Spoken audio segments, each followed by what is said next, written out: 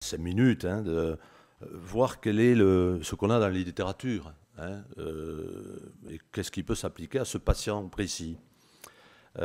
Alors, il y a des hypothèses, hein, quand on parle de recanalisation de CTO. Deux, il y a des données cliniques. Il faut aller voir ce que ça donne. Trois, il y a des recommandations actuellement par des sociétés savantes. Et puis je terminerai sur quelques réflexions personnelles, puisque Bernard m'a demandé d'exprimer mon opinion. Alors les hypothèses, recanaliser une CTO, il peut y avoir, encore une fois, c'est une hypothèse, hein, potentielle, c'est on peut diminuer la mortalité, améliorer les symptômes. Encore une fois, celui-là, ce patient ne se plaint de rien. On peut réduire l'ischémie myocardique, l'étendue de l'ischémie. On peut améliorer la fonction ventriculaire gauche. On peut diminuer le risque de troubles rythmiques. On peut amener une revascularisation myocardique plus complète dans les cas de plurite tronculaire. Et enfin, si possible, améliorer la qualité de vie. Mais encore, ce patient, lui, il allait très très bien. Les données cliniques. Alors, les données cliniques, on va voir très schématiquement, il y a les données sur l'angor stable. Est-ce qu'une revascularisation amène quelque chose de plus pour un patient, un bénéfice, lorsqu'il est en angor stable, et a fortiori lorsqu'il ne se plaint de rien. Comparaison ensuite d'angioplastie versus traitement médical dans les recanalisations d'occlusion chronique. Et puis les comparaisons succès versus échec d'angioplastie. Alors là, il y a des tas de données sur échec versus succès. Alors, angioplastie angor stable, je vous présenterai une plaque, c'est récent, c'était publié dans le JAMA il y a quelques mois. C'est une méta-analyse centrale, plus de 5000 patients. Et vous voyez que lorsqu'on compare traitement optimal, médical, versus PCI plus traitement médical, vous n'avez pas de revascularisation, il n'y a pas de... Globalement, hein, vous n'avez pas de différence. Lorsque l'on regarde comparaison angioplastie versus traitement médical, alors dans le traitement des occlusions chroniques, alors les résultats d'une étude multicentrique comparant angioplastie versus traitement médical, et dont l'endpoint primaire serait clinique, mortalité ou bien un composite, mortalité infarctus rivasque, et doté d'une puissance statistique adéquate, n'existe pas pour l'instant. Donc actuellement, c'est 0 dans la littérature. Bon, il y a deux études qui risquent de sortir un jour, mais pour l'instant, aucune donnée.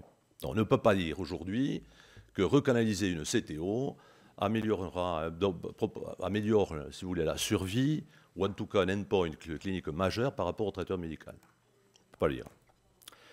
Comparaison succès versus échec d'angioplastie. Échec parce que, contrairement à l'angioplastie des non-CTO, lorsqu'on parle d'angioplastie des CTO, alors tout d'un coup, on arrive avec un certain pourcentage d'échecs et de complications. Juste une plaque pour vous dire, lorsque vous regardez cette ligne, c'est quelque chose de récent, hein, 2013. Lorsque vous regardez les revascularisations des CTO, on est tout à fait dans un autre domaine au point de vue résultat, que des angioplasties d'artères de novo ou de resténose. Vous voyez que la mortalité est d'1,5%, et là on parle opératoire. Hein. On n'est pas mortalité à X mois ou X années, hein, procédurale. 1,5% de mortalité, donc il y a un risque de mortalité qui est quasi nul dans le reste des angioplasties. Il y a un risque de perforation, vous voyez, 10%, qui est quasi nul dans le reste des angioplasties, un risque tamponnade de 2%, etc. Et lorsqu'on compare effectivement un succès de CTO versus échec, vous voyez que même dans les succès, vous avez 4% de perforation et qu'on a 0,4% de mortalité. Donc, lorsqu'on parle d'angioplastie de CTO, il faut avoir ces chiffres en tête. Hein, et lorsqu'il va falloir l'expliquer à un patient, il va falloir être honnête. Deuxièmement, il y a parfois, on parle des événements cliniques majeurs, hein, mortalité, infarctus, etc.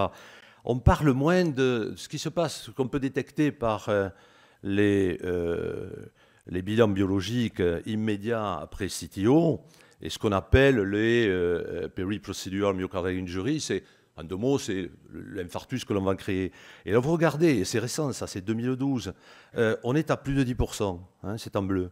Et plus la voie rétrograde monte en utilisation, et plus on va monter ce taux d'infarctus périopératoire.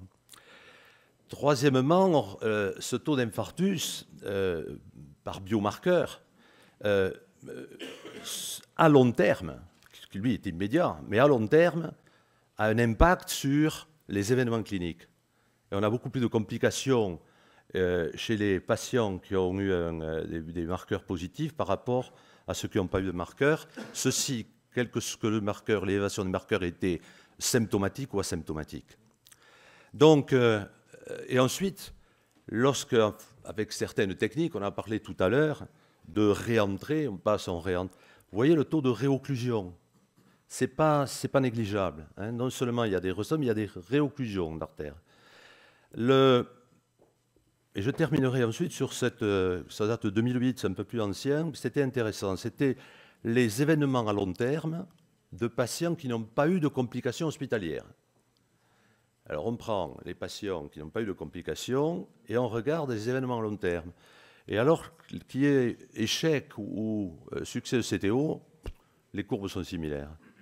Et lorsque l'on regarde mortalité, infarctus ou l'ensemble des MACE, vous n'avez pas de différence significative. C'est-à-dire que le gap se crée au départ, mais ensuite, que vous ayez fait un succès ou un échec, ça n'impacte pas le follow-up. Alors, on connaît les critères, les prédicteurs de mortalité, après tentative de CTO. Vous les avez ici, et essentiellement, il y a la fonction rénale, la mauvaise fraction d'éjection, vous avez les diabétiques. Ce qui est intéressant, c'est que les patients non angineux ont une taux de mortalité supérieur aux angineux. Vous voyez, ceux qui ne se plaignent rien, on n'a pas trop intérêt à les toucher. Et les échecs, bien sûr, de recanalisation. Alors, les recommandations des sociétés savantes sont simples. C'est la revascularisation des CTO peut être considérée en présence d'angor, il faut qu'il soit symptomatique, ou d'une ischémie importante, plus de 10-15% du territoire. Ça, c'est la deuxième recommandation.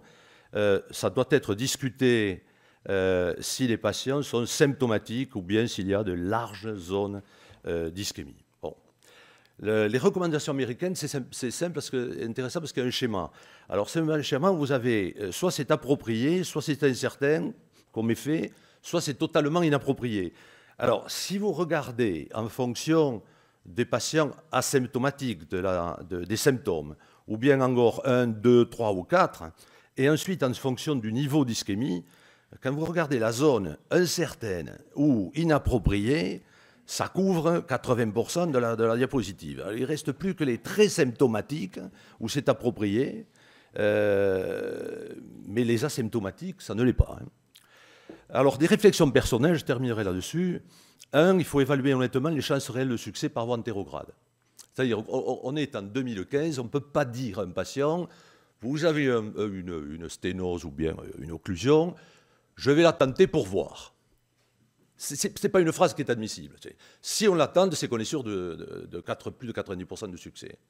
Et actuellement, le succès qui est reporté, certains succès à 70%, ça fait 30% d'échecs en mettant un type sur une table. Les risques de néphropathie, des risques de rayonnement, c'est pas honnête, quoi. Donc il faut regarder les chances de succès.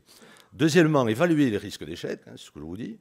Et si les risques d'échec sont trop élevés, il ne faut pas le tenter, quoi. On ne fait pas de la médecine ou de la chirurgie expérimentale. Évaluer les risques de complications et leurs conséquences. Alors là, parfois on a des patients qui ont des très belles collatérales. Quel va être le risque, et le type ne se plaint de rien, quel va être le risque si après avoir fait un faux chenal, deux faux chenaux, etc., les collatérales disparaissent. Peut-être qu'il va devenir symptomatique le patient après l'échec. Prend-on toujours le temps d'expliquer au patient et à ses proches indications la technique, les risques? Ça prend du temps, il n'y a pas que la procédure qui prend du temps, ça prend du temps. Si le patient préfère se donner le temps de la réflexion, eh bien, laissez-le pas, il faut aller dans son sens. Hein. Ne jamais lui forcer la main, réfléchissez, puis on verra plus tard. Bien sûr, ne pas faire d'ad hoc, mais ça a été déjà dit, et aborder uniquement les patients symptomatiques sous traitement médical. Je crois que il faut qu'ils soient symptomatiques. 2, les asymptomatiques, mais alors avec une très large zone d'ischémie, et on peut discuter à ce moment-là le pontage ou la recanalisation des CTO. Et les CTO angiographiquement faisables par voie antrérograde avec très grande chance de succès pour des raisons anatomiques. Et ça, c'est ma dernière slide. Toujours se dire, mais là, ce n'est pas uniquement pour les CTO, c'est pour tous les patients que l'on traite. Si c'était quelqu'un de ma famille, je le traiterai médicalement, je le ferai opérer ou je le dilaterai. Vous réfléchissez à ça. Vous avez l'angiographie, c'est mon père, c'est mon frère, c'est quelqu'un de ma famille. Et à ce moment-là, toujours proposer aux patients le même choix de traitement que celui que nous proposerions à un de nos proches. Je vous remercie.